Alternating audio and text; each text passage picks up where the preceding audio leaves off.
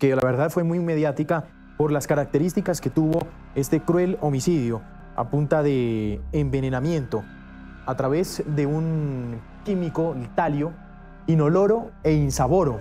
Recordemos que las víctimas fueron pues la hija del reconocido empresario Juan de Bedut y su amiga de 14 años. Que se conocieron en el caso, que recuerdan ustedes, de las dos menores de edad que murieron en Bogotá luego de ser envenenadas con talio. Esta historia que les vamos a presentar es realmente de película. 3 niñas lamentablemente perdieron la vida luego de comer unas frambuesas envenenadas que encontraron en la nevera del refri de su casa. En un apartamento de la zona norte, 3 niñas ríen sin sospechar que la noche será tragedia. Sobre la mesa de la cocina reposan frambuesas cubiertas de chocolate, enviadas como un regalo anónimo. Son dulces tentaciones rojizas, fruta envenenada que esconde la muerte en su pulpa. Horas más tarde, 2 de esas menores de 13 y 14 años yacen inconscientes. Sus cuerpos han sido invadidos por un veneno invisible. En la penumbra de un hospital, médicos luchan por salvar vidas que se escurren. Una de las niñas muere al amanecer siguiente. La otra agoniza durante 4 días hasta exhalar su último aliento.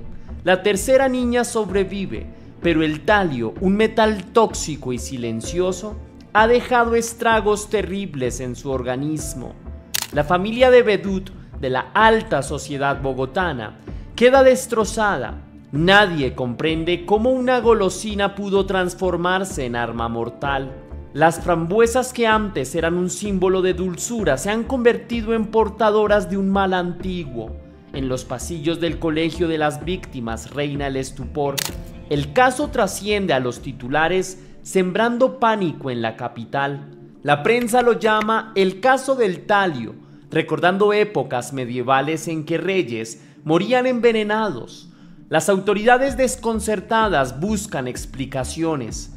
¿Fue un accidente, un alimento contaminado al azar o fue un acto deliberado?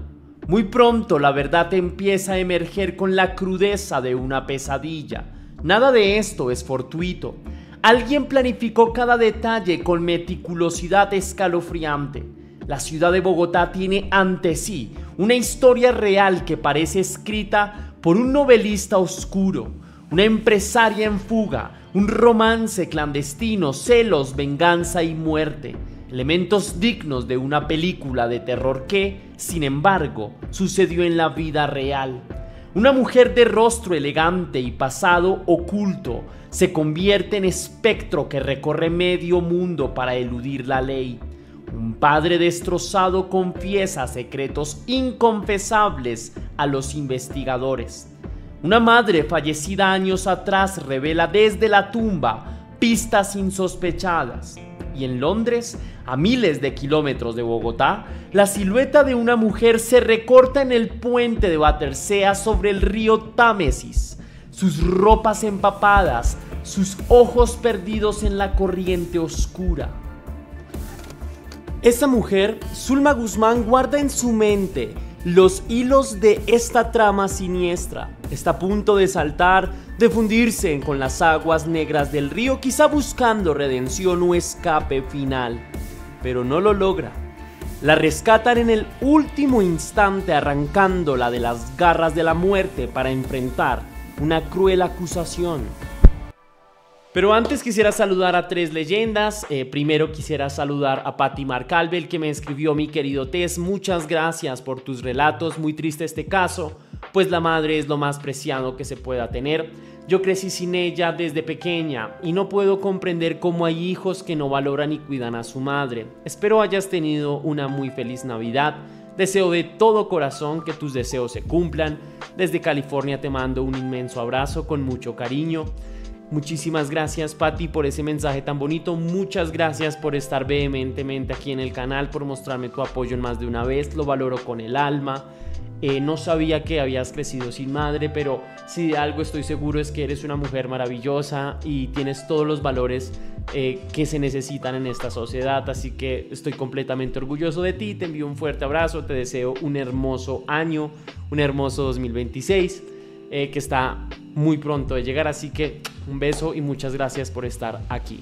También quisiera saludar a Irma Arbulo, que me escribió: gracias, muchísimas gracias a ti por estar aquí, por mostrarme tu apoyo, te deseo lo mejor y te envío un fuerte abrazo cósmico, deseando que estés muy bien tú y tu familia. Y por último, a Jessica Inciarte, que me escribió: me encantan tus videos, tu forma de narrar es única y especial, me gustaría ver una colaboración contigo. Y Lesma VR, ambos son los máximo, pero tú eres mi favorito. Muchísimas gracias a ti por tu apoyo, por tu mensaje, por tomarte el tiempo de escribirme. Para mí eso es finalmente lo que me motiva a seguir creando contenido. Con respecto a la colaboración, pues escríbanle a Lesma en los comentarios que haga una colaboración conmigo. De pronto podemos llegar a algún acuerdo. De lo contrario, seguiremos trabajando de manera independiente. Sería muy chévere también para mí poder colaborar con otros creadores, pero pues finalmente no depende directamente de mí, sino de que la gente quiera ver eso. Así que nada, muchísimas gracias nuevamente, te envío un beso y espero que todo esté muy bien. Y recuerda tú que si quieres ser saludado para un próximo video, lo puedes hacer con el super gracias que se ubica allí abajo o con el link de PayPal que tienes en la descripción. Y sin más, continuemos con el caso.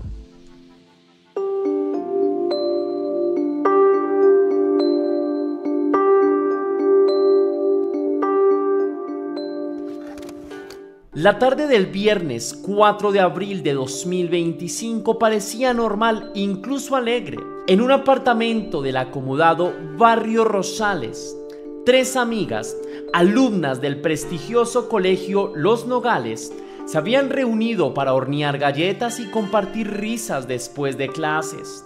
El aire olía a vainilla y chocolate derretido. Afuera la lluvia fina trazaba hilos plateados sobre las ventanas, pero adentro reinaba la calidez familiar. Inés, de 14 años, hacía de anfitriona en su propia casa. Junto a ella estaban Emilia, de 13, y otra compañera cuyo nombre resguardamos por privacidad.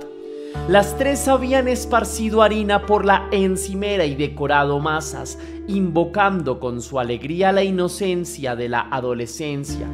Cae la noche y en medio de la merienda, el portero anuncia un domicilio inesperado. Al apartamento ha llegado un paquete para Martín de Bedut, el hermano mayor de Inés. El joven de 21 años se encuentra allí con ellas, quizá estudiando en su habitación. Un regalo sin remitente, un tarro elegante repleto de frambuesas recubiertas de chocolate perfectamente presentadas. Martín baja la guardia y recibe el presente pensando que algún amigo o familiar quiso tener un gesto amable. Aquella familia adoraba las frambuesas, incluso eran su fruta favorita. Un detalle que solo alguien cercano podría saber. Sin imaginar el peligro, las chicas incorporan las frambuesas a su festín.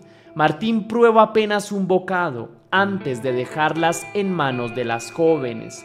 Inés y Emilia, entusiasmadas, comen varias frambuesas sin pensar que eso podría ser una tragedia.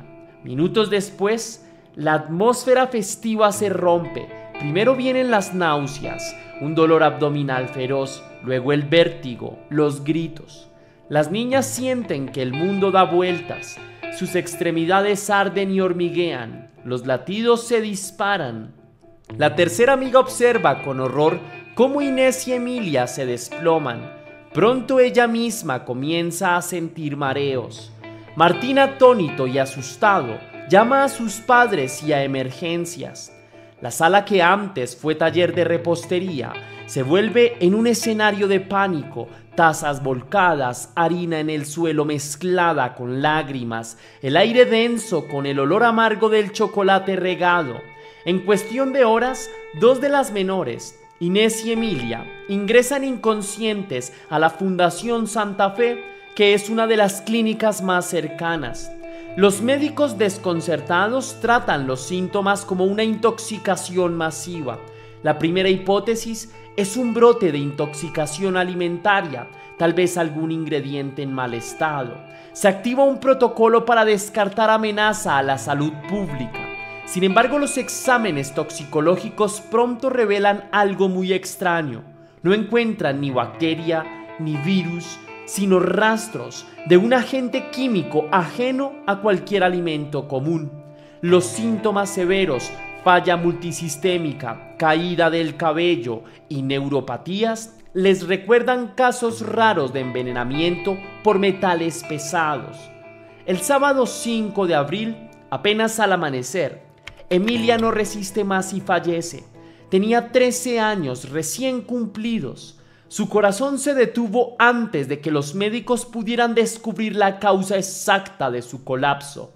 La noticia cae como un mazazo sobre sus padres, que aguardaban en el pasillo con ojos enrojecidos.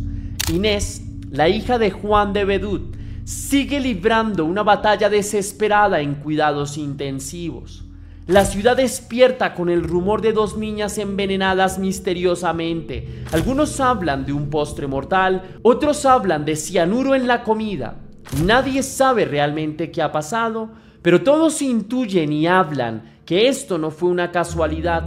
4 días más tarde, el 9 de abril, la angustia se multiplica. Inés también fallece a sus 14 años tras agonizar con una resiliencia dolorosa.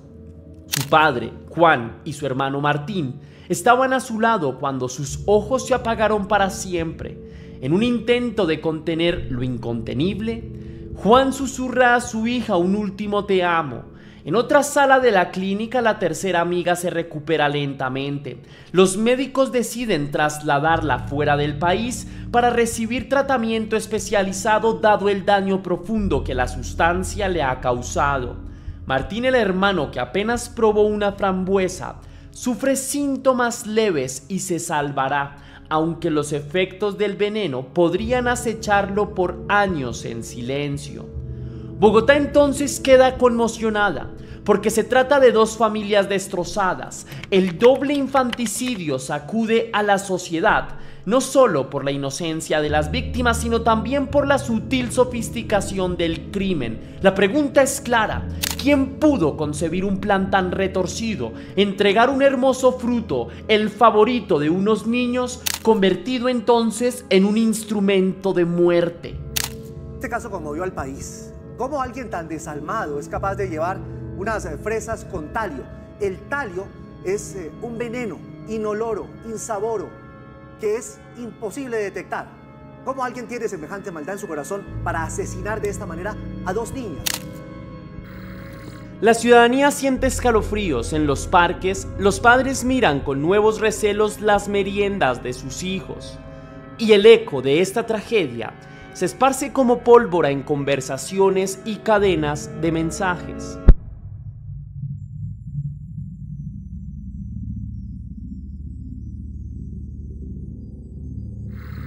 Los investigadores de la Fiscalía se encuentran ante un rompecabezas sin precedentes. La primera pieza firme llega de los análisis forenses del Instituto Nacional de Medicina Legal. En los cuerpos de Inés y Emilia se detecta talio, un elemento químico altamente tóxico. Este metal pesado, casi olvidado en la toxicología moderna, no tiene color, no tiene olor, tampoco sabor. En el pasado, hace más de medio siglo estoy hablando, fue usado como un veneno para ratas hasta que su comercialización se prohibió debido a lo peligroso que era para los humanos.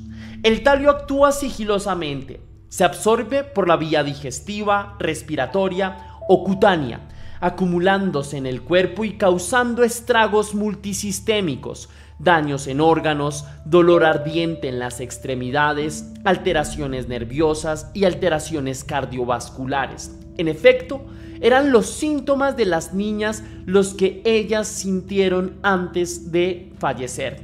El hallazgo es tan insólito como terrorífico, porque ¿de dónde sacaron talio? ¿Cómo lo obtuvieron? ¿Qué controles fallaron?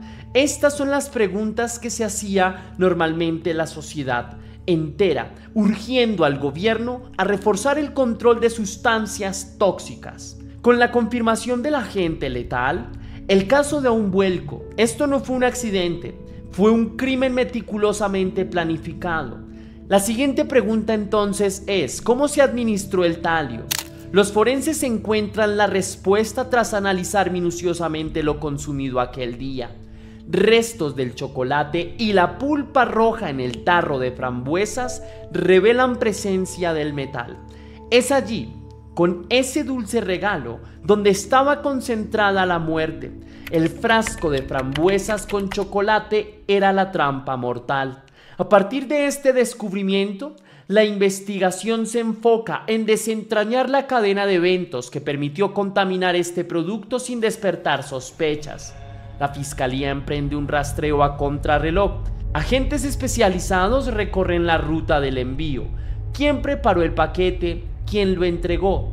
Entonces aparece el primer testigo clave, el mensajero domiciliario que llevó las frambuesas envenenadas hasta la casa de los de Bedut. Dar con él no fue de inmediato. El repartidor había cambiado de empleo, pero conservaba su número de celular, lo que permitió ubicarlo y entrevistarlo. Cuando finalmente lo sientan a declarar, el joven recuerda con nerviosismo aquel servicio. Recogió el encargo en un edificio de la exclusiva calle 93, en la oficina de un tarotista o mentalista que le entregó el tarro de frutas para ser llevado a Rosales. No había nota de remitente, solo la instrucción de que era un obsequio para Martín de Bedut. Incluso relata que le dieron una buena propina por aquella entrega aparentemente simple. Los detectives siguen ese hilo misterioso. ¿Qué relación tiene un tarotista con este envenenamiento? Por ahora es una incógnita. Lo que sí logran es obtener los números telefónicos que contactaron al mensajero. Y al rastrearlos, descubren que varios tienen conexiones internacionales. Uno de los teléfonos tiene código de Argentina y está vinculado a un correo electrónico con actividad en España. Otra línea lleva registros en el Reino Unido. Esa maraña digital entonces comienza a dibujar la silueta de una sospechosa que se mueve más allá de las fronteras colombianas. Ese rastro llevó hasta Zulma Guzmán y a una de sus amigas. Revelaría una fuente mencionando que dicha amiga, conocida como Senay, también sería citada a declarar. Entonces las piezas comienzan a encajar. El alcance internacional de las llamadas justifica que Interpol haya sido notificada y que se activara una circular roja para buscar a Zulma Guzmán Castro en más de 190 países. Pero la pregunta es clara: ¿quién es Zulma?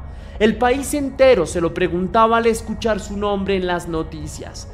Al principio solo se sabía que era una empresaria bogotana de 54 años, mencionada como vieja conocida de la familia de Bedut. La fiscalía obtiene más información crucial cuando cita a declarar al patriarca de la familia, es decir, a Juan de Bedut. Aún de luto por la muerte de su hija, Juan decide revelar secretos que había guardado por años, quizás comprendiendo que en ellos podría estar el móvil de esta atrocidad. En su entrevista confiesa que entre 2017 y 2018 sostuvo una relación extramatrimonial con Zulma Guzmán. La llama su examante y detalla episodios preocupantes. Cuenta, por ejemplo, que Zulma se obsesionó con él al punto de hacerse pasar por agente inmobiliaria para ingresar clandestinamente al edificio donde vivía su familia. Una vez dentro, la mujer instaló un dispositivo GPS en el vehículo de Juan, aparentemente para monitorear todos sus movimientos. Tal fue la audacia de Zulma que personal de vigilancia del conjunto residencial la detectó en las cámaras de seguridad y alertó al señor de Bedut. Estos hechos, que en su momento parecieron solo el arrebato de una amante despechada, cobran ahora una siniestra relevancia. Juan admite que rompió toda relación con Zulma hace años, pero sus sombras continuaron rondando su vida familiar sin que él lo sospechara. Las autoridades empiezan entonces a trazar un posible motivo: los celos, el rechazo y la venganza. Aquella relación clandestina terminó probablemente de mala manera y Zulma Guzmán quedó resentida. ¿Es posible que haya planeado lastimar donde más dolía a Juan? Los investigadores consideran que el objetivo final de la envenenadora era Juan de Bedut mismo, un reconocido economista financiero buscando vengarse a través del sufrimiento de sus seres queridos. De hecho, todo apunta a que el envenenamiento fue un acto de venganza premeditado contra él. Las niñas fallecidas eran su hija Inés y la amiga de su hija. El joven de 21 años afectado es su hijo Martín, es decir, el blanco de este acto macabro era la familia de Bedut. La escogencia de las frambuesas no fue aleatoria. Quien las envió sabía muy bien que esa familia amaba dicha fruta. Estamos ante una mente calculadora capaz de convertir los gustos íntimos de una familia en el talón de Aquiles para perpetrar su crimen. Cuando la prensa logra acceder a partes del expediente, pinta a Zulma Guzmán Castro con matices que me parecen sorprendentes. No era una desconocida antisocial, al contrario, se desenvolvía en círculos empresariales y hasta mediáticos. Se descubre que años atrás participó en un reality show colombiano de emprendedores, donde se presentó como fundadora de una plataforma innovadora de alquiler de autos eléctricos. En pantalla parecía sonriente, segura, vendiendo la imagen de ejecutiva exitosa y visionaria. Pero, ¿cómo reconciliar esa fachada pública con la figura sombría que emerge ahora, acusada de envenenar a niñas? La dualidad me parece escalofriante. Por un lado, es la empresaria carismática, pero por otro, la supuesta asesina silenciosa. Los periodistas la describen como economista con estudios en el exterior, políglota, habituada a viajar. Sin embargo, bajo esa capa de sofisticación, se revelan comportamientos obsesivos, la persecución a Juan, el espionaje, que son finalmente dignos de una novela de suspenso psicológico. El país entonces comienza a exigir la captura inmediata de Zulma Guzmán, convertida ya en el villano de esta historia. Las autoridades robustecen el caso con evidencia técnica, con mensajes, grabaciones, registros de compra. Una pieza incriminatoria fuerte es el rastro de las compras. La investigación determinó que Guzmán adquirió 2 tarros del mismo producto de frambuesas con chocolate los días 25 y 26 de marzo de 2025, 10 días antes del crimen. Esos datos de compra, las fechas, las tiendas y posiblemente los videos de seguridad ubican a la sospechosa preparando el arma homicida con antelación. Cada nueva revelación estrecha el cerco en torno a Zulma, y en el trasfondo de todo, Zulma Guzmán permanece en fuga, moviéndose de un país a otro como una fugitiva profesional, mientras clama en ciertos círculos su inocencia.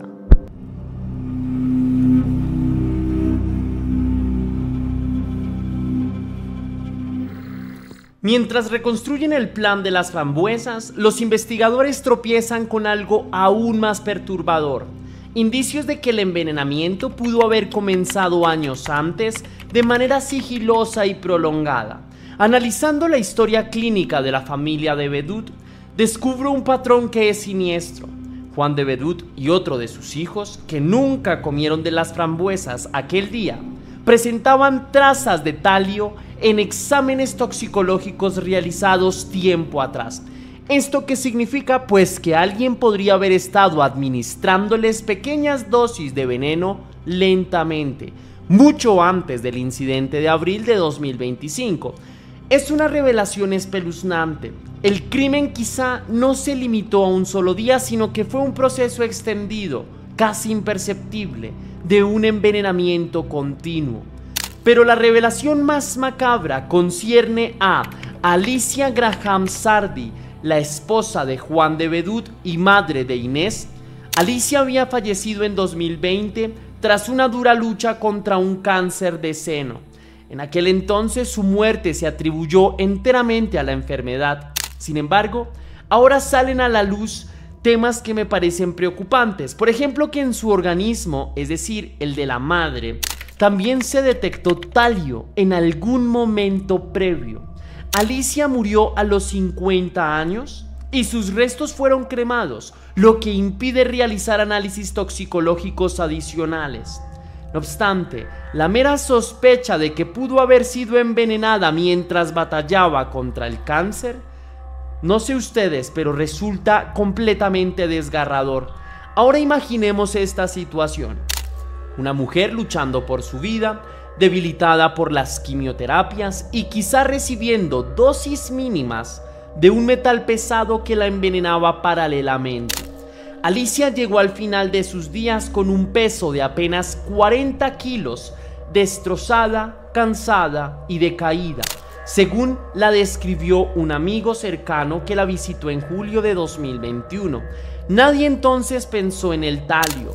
Sus dolencias se atribuían al cáncer y sus tratamientos. Ahora sabemos que las sombras de Zulma Guzmán tal vez se cernían también sobre ella. Los investigadores barajan la hipótesis de que Zulma, movida por sus celos enfermizos, habría intentado eliminar a la esposa de Juan de Bedut lentamente para sacarla del camino y minar la salud de Juan y su familia como una forma de venganza prolongada. Es una idea tan escalofriante como plausible. Un envenenamiento de baja dosis a lo largo de meses o años, difícil de detectar, camuflado entre las dolencias reales. El cáncer de Alicia pudo ser la coartada perfecta para disfrazar este crimen. Cualquier síntoma extraño se achacaba a su enfermedad. Si esta teoría se confirma, el caso trasciende el acto puntual de las frambuesas envenenadas y se convierte en un auténtico plan maquiavélico de largo aliento. Juan de Bedut, al conocer todos estos hallazgos, cae en cuenta de señales a las que no dio importancia en su momento, tal vez recuerdos de algún sabor metálico en el agua o episodios de alopecia inexplicables, porque la pérdida de cabello es una característica del consumo de talio. Pieza a pieza, parecía que la figura de Zulma Guzmán se transformaba ante la opinión pública en una suerte de villana de novela, porque era calculadora, era paciente, pero también era despiadada. Sin embargo, no debemos olvidar que hasta este punto Zulma Guzmán seguía siendo solo sospechosa, no condenada. En ausencia de un juicio, su culpabilidad legal estaba por probarse. Ella misma se empeñó en negar toda acusación desde la clandestinidad. A través de intermediarios hizo circular un mensaje de WhatsApp atribuido a ella en el cual declaraba: "Los que me conocen saben que no huí a ninguna parte. Saben que estaba en Argentina desde hace más de 2 años trabajando. Este año comencé una maestría en periodismo. Me vine a España a hacer un mes largo. Fui a UK por mi hijo. Me acusan, me imagino, pues tuve una relación clandestina con el papá de una de las niñas".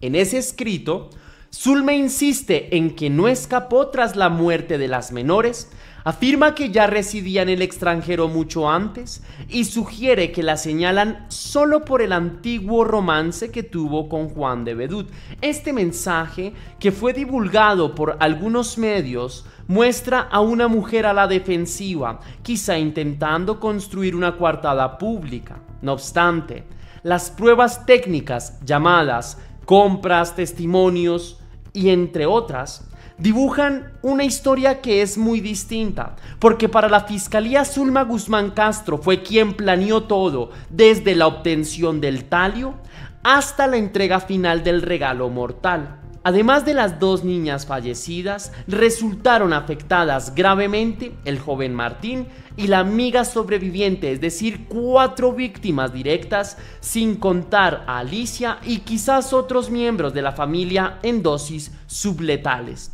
Se especula incluso sobre posibles cómplices que la hubiesen ayudado a conseguir el talio o a orquestar el plan.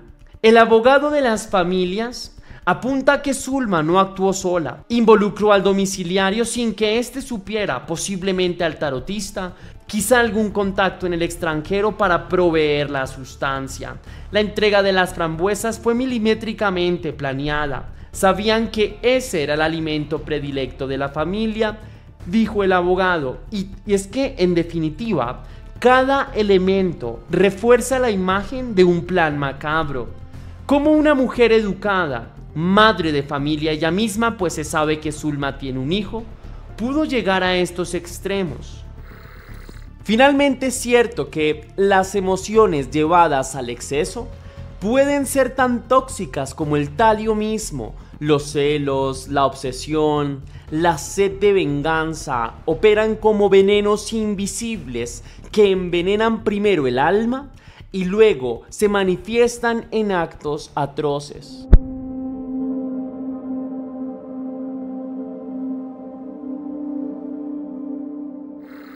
Para finales de 2025, Zulma Guzmán Castro se había convertido en una fugitiva internacional. Tras la muerte de Inés y Emilia en abril, se sabe que Zulma abandonó Colombia el 13 de abril de 2025, apenas 8 días después de la primera intoxicación. Su primera escala fue Argentina, un país donde al parecer ya había pasado temporadas antes. De hecho, en su mensaje de defensa, ella mencionó que vivía allí desde hacía más de 2 años, lo cual sugiere que quizá huyó de Colombia cuando aún las sospechas no la señalaban públicamente.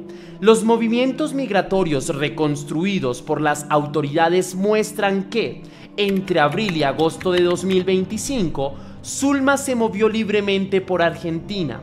Luego, conforme la investigación avanzaba y las pistas empezaban a apuntar hacia ella, anunció a su círculo cercano que se radicaría en otro país. Efectivamente, viajó a Brasil, luego a España y finalmente al Reino Unido, buscando difuminar su rastro por completo. La fiscalía consiguió que un juez emitiera una orden de captura nacional el 25 de octubre de 2025. Acto seguido, se tramitó la notificación roja de Interpol, volviendo oficialmente a Zulma en una persona buscada en 195 países. Sin embargo, su paradero específico era incierto. Se sospechaba que estaba en Europa, pero no había certeza en este punto. Su rastro digital también era difuso porque Zulma dejó de usar sus cuentas personales, quizá vivía bajo perfil, con identidades falsas o amparada en la multitud cosmopolita de alguna metrópoli. Durante semanas nada se supo de ella. Los familiares de las víctimas temían que se escabullera para siempre refugiada en algún país sin tratado de extradición. Pero un descuido o el destino terminaron revelando su escondite. Y la noticia está con la ubicación de la mujer que sería la responsable del envenenamiento con talio que el pasado abril cobró la vida de 2 menores de edad en Bogotá. Zulma Guzmán fue hallada en Reino Unido y en este momento está hospitalizada en Londres, a donde fue llevada por las autoridades de ese país tras encontrarla en el río Támesis. El 17 de diciembre de 2025, a las 6:45 de la mañana, policías londinenses rescataron a una mujer que se arrojó al río Támesis desde el puente. La escena era digna de un final de un thriller. Aún en la penumbra, una figura se lanza a las aguas gélidas del río buscando desaparecer para siempre. Los agentes la sacan de las corrientes turbias. La mujer estaba consciente, titiritando, con la mirada perdida. Al verificar su identidad confirmaron con sorpresa que es Zulma Guzmán, de unos 50 y tantos años. La noticia recorre al mundo en minutos. Medios británicos como The Sun reportan el incidente como un posible intento de poner un punto final a su vida, aunque sin confirmación oficial.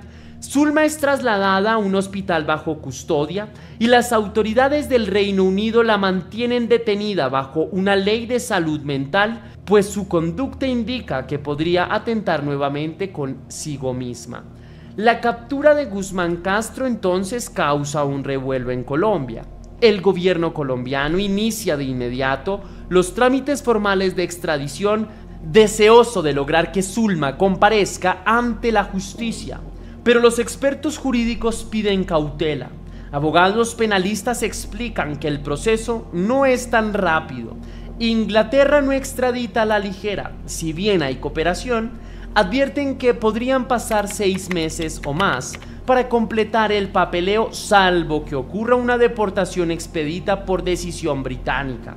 Además, la condición médica de Zulma podría demorar las cosas. Mientras esté bajo tratamiento psiquiátrico, su traslado deberá esperar hasta que sea considerada apta para enfrentar un proceso legal.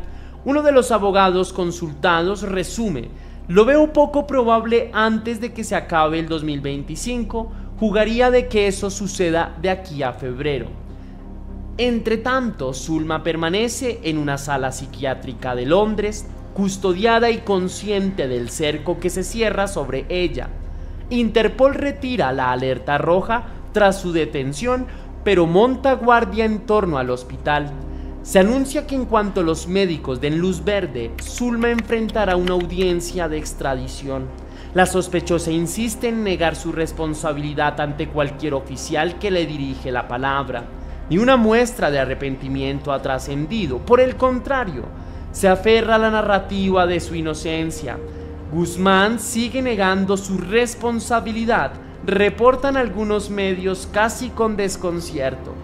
Es difícil saber qué pasa por su mente. ¿Le teme más a la cárcel o al oprobio público? ¿Siente culpa o sigue convencida de que sus acciones estuvieron justificadas por alguna lógica retorcida del corazón? A medida que se organiza su traslado, en Bogotá, las familias víctimas comienzan el lento camino legal para lograr justicia. Fabio Umar, abogado penalista de los de Bedut, anticipa que pedirán una condena de más de 50 años de cárcel por los delitos de doble homicidio agravado y doble tentativa de homicidio. Saben que el proceso puede tardar años, pero están dispuestos a enfrentarlo.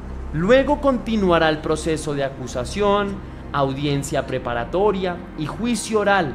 La fiscalía tendrá el deber de probar su hipótesis y un juez determinará si hay lugar a la condena. En un gesto simbólico, Pedro Forero, el padre de la otra niña fallecida, es decir, de Emilia, publica en agosto un mensaje conmovedor el día que su hija habría cumplido 14 años. Como papá es incomprensible pensar que una persona fue capaz de arrebatar esto. Te amo, te extraño, lamento no haberte podido proteger de este mundo dañado. Fueron sus palabras que ahora resuenan con el dolor irreparable de una familia rota y el deseo profundo de verdad. Por ahora, Zulma Guzmán Castro espera entre las paredes blancas de un hospital en Londres, vigilada día y noche. Debe saber que el retorno a su patria es inevitable y con él un juicio que la definirá ante la historia criminal de Colombia. Tal vez en las frías madrugadas inglesas recuerde aquellas noches tibias de Bogotá cuando las cosas pudieron ser distintas. ¿Acaso repasa en su memoria los pasos que la llevaron de ser una empresaria respetada a una prófuga acusada de crímenes atroces? En sus silencios quizás se cuela el eco de una oración antigua, esa que publicaba en sus redes: San Marcos de León, amansa los corazones, malos sentimientos, malos pensamientos. Era la oración con la que intentó amarrar el corazón de un hombre que sentía perder. Iba dirigida a su amante Juan, pero terminó invocando sin saber a sus propios demonios internos.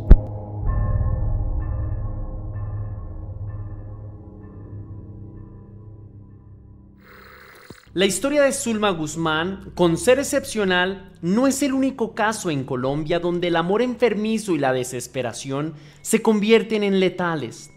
10 años atrás y a cientos de kilómetros de Bogotá, en el caluroso departamento del Putumayo, ocurrió una tragedia íntima que guarda un eco sombrío con el caso del talio. Ocurrió en Puerto Asís, una tarde de marzo de 2025, en una humilde vivienda del barrio Latino.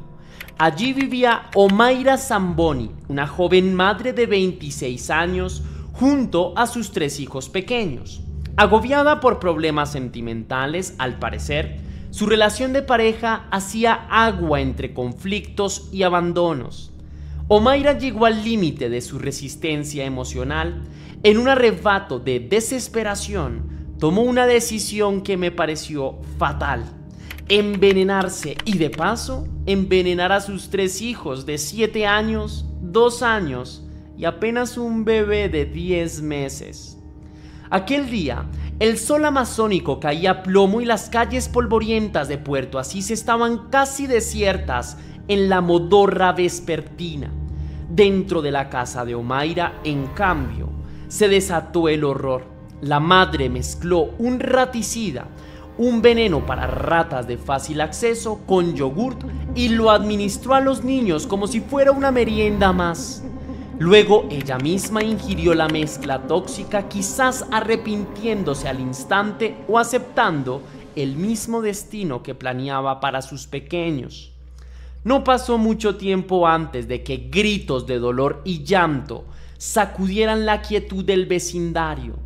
Los niños comenzaron a convulsionar, sus diminutos cuerpos retorcidos por cólicos insoportables. Omaira también sufría, pero consciente de sus actos, solo podía abrazarlos entre lágrimas y pedir perdón con una voz entrecortada. Los vecinos, alarmados por los alaridos provenientes de esa casa, forzaron la entrada para encontrar una escena desgarradora, y quiero que me ayudes con la imaginación. Solo imagina lo que te estoy contando: los 3 niños llorando y vomitando, la madre postrada en el piso gimoteando que había hecho algo terrible. Enseguida llamaron a la policía y los cargaron como pudieron hasta la calle. El viejo Renault de un vecino se convirtió en ambulancia improvisada rumbo al hospital local. Los 4 fueron atendidos de urgencia ante la gravedad del cuadro. Los médicos dispusieron trasladarlos a centros de mayor nivel en la ciudad de Pasto. La madre y el bebé de 10 meses presentaban el peor pronóstico. Estaban en estado delicado, al borde de la muerte, según los reportes médicos. Los otros 2 niños, aunque graves, aún tenían esperanzas con atención especializada. Puerto Asís entera se sumió en la conmoción. No podían creer lo que les estoy contando. ¿Qué tormentos deben anidar en el corazón de una madre para llevarla a destruir aquello que más ama? Las autoridades pronto confirmaron el móvil.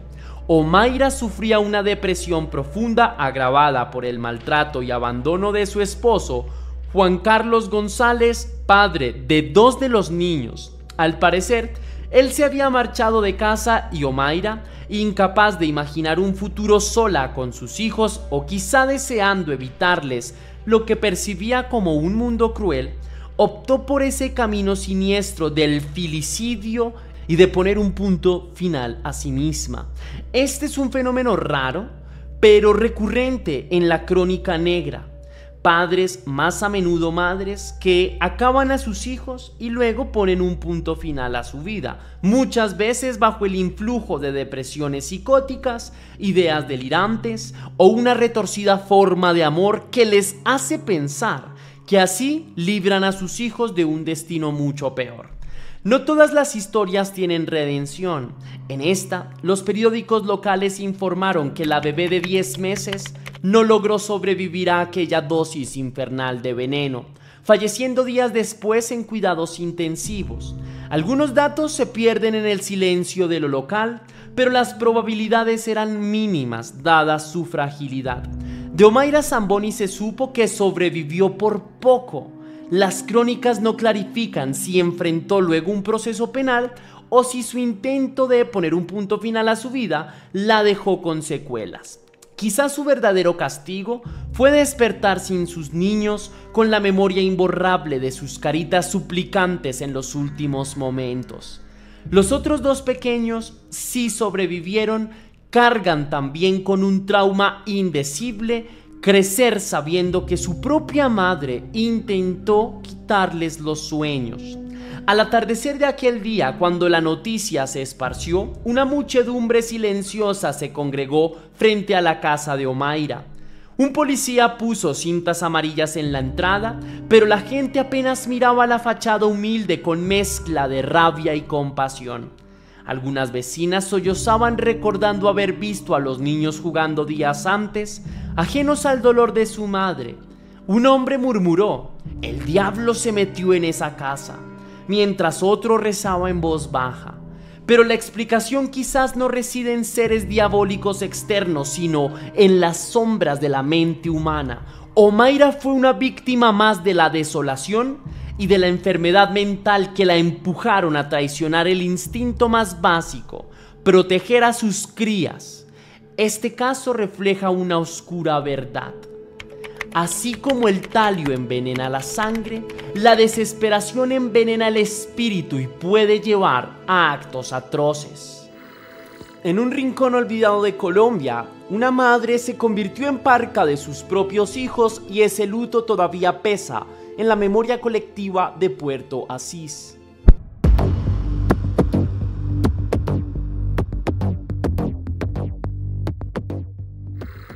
Las tragedias familiares motivadas por celos o despecho no son ajenas a Colombia.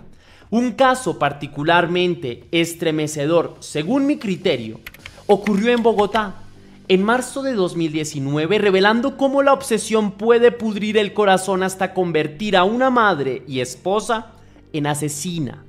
La protagonista fue Gloria Aide Huertas Riaño, de 37 años, enfermera de profesión. Gloria vivía con su esposo, Iván Arturo Zorro, quien era un patrullero de la policía, y con 2 niños, un varón de 10 años, hijo de una relación anterior de ella, y una niña de 7 años, hija en común de la pareja.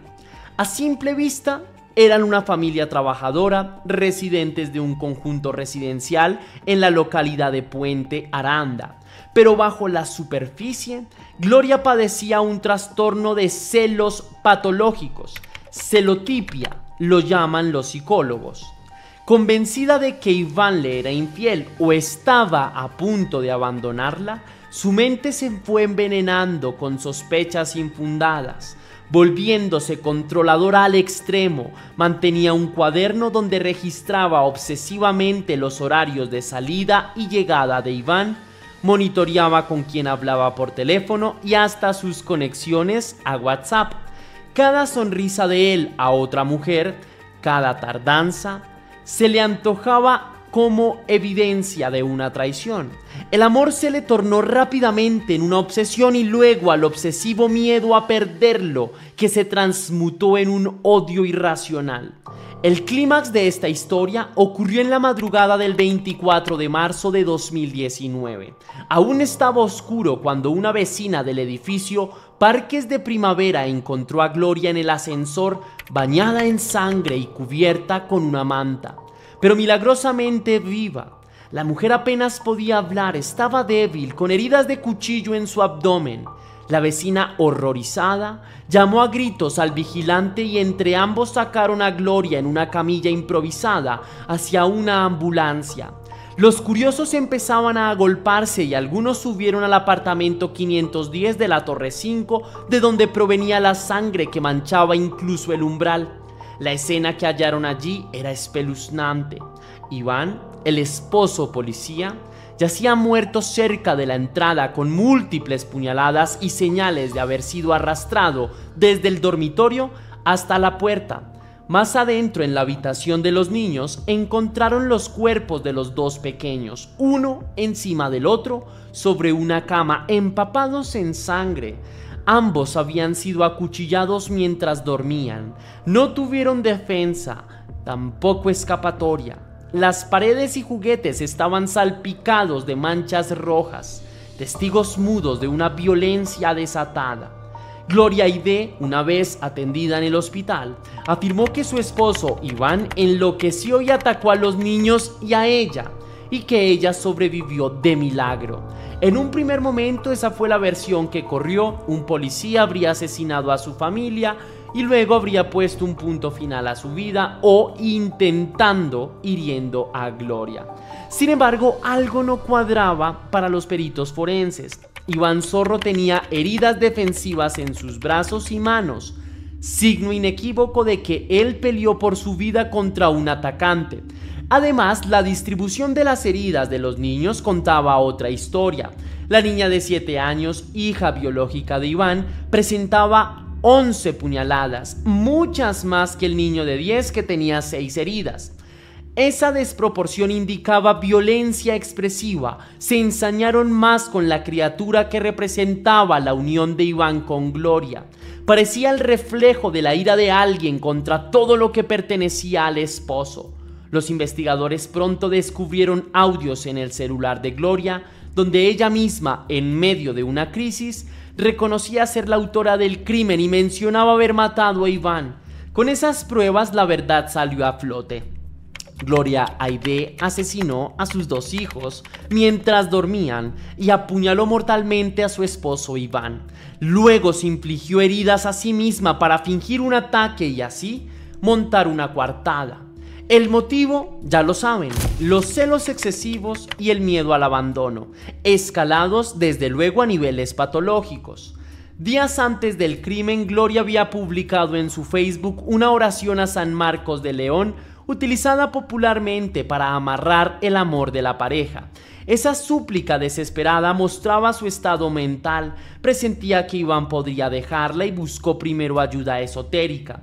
Al no sentir control sobre él, decidió perpetrar la solución final más truculenta: quitarle a Iván todo, sus hijos y su propia vida, en un acto de venganza y posesividad absoluta. En su mente distorsionada, si ella no podía tenerlo, nadie lo tendría, y de paso lo castigaría donde más duele. Mató a la hija que tenían en común como quien destruye el fruto del amor que ella veía perdido. Al hijastro también le quitó la vida, quizá para no dejar testigos o por un desvarío de librarlos de un padre monstruoso que ella imaginó en sus mentiras. Después acuchilló a Iván, posiblemente cuando él despertó y trató de detenerla, y finalmente se hirió a sí misma de forma no letal, confiando en engañar a todos con su puesta en escena. La justicia colombiana actuó con contundencia. En 2020, un tribunal encontró a Gloria Aide Huertas Riaño culpable de triple homicidio agravado. La condenaron a 50 años de prisión, que es la pena máxima dada a la gravedad y el parentesco con las víctimas. Durante el juicio, Gloria mantuvo una actitud extraña. Por momentos lloraba clamando inocencia, sosteniendo la versión de que mató a Iván, pero solo después de verlo asesinar a los niños. Sin embargo, las pruebas forenses y psicológicas desmontaron su coartada sin piedad. Un psicólogo forense explicó al jurado cómo Gloria presentaba rasgos posesivos y posiblemente psicopáticos ocultos tras una fachada normal. Su meticulosa autolesión, cortes que evitaban órganos vitales, sugería una mente fría incluso tras la furia, buscando simular un ataque externo. El tribunal no tuvo dudas razonables porque la evidencia fue contundente. Así, Gloria fue enviada a la cárcel El Buen Pastor en Bogotá para cumplir su larga sentencia, convirtiéndose tristemente en uno de los pocos casos de madre filicida condenada en la historia reciente de Bogotá. Su defensa aún intenta recursos extraordinarios ante la Corte Suprema, argumentando supuestas inconsistencias en el juicio, pero hasta ahora sin éxito. Para la sociedad el caso quedó claro: una madre devorada por los celos y la paranoia que arrasó con su familia en una noche de sangre. Pero ¿por qué Gloria mató a sus propios hijos? Es una pregunta que tal vez nunca tenga respuesta, por lo menos satisfactoria. Ni la condena más severa ni el análisis más profundo de su psicología podrán explicar completamente cómo el amor maternal se pervirtió hasta engendrar tal violencia. Por más pruebas que hubiera, seguía siendo imposible creer que una madre haya asesinado de forma tan cruel a sus propios hijos, pero sin embargo sí sucedió. Este caso, como el de Zulma y el de Omaira, exhibe un patrón inquietante: esa mezcla letal de emociones desbordadas y la íntima cercanía con las víctimas. La traición de quien debía proteger es quizás el rasgo más escalofriante. No fue un extraño en un callejón, ni un ladrón en la noche.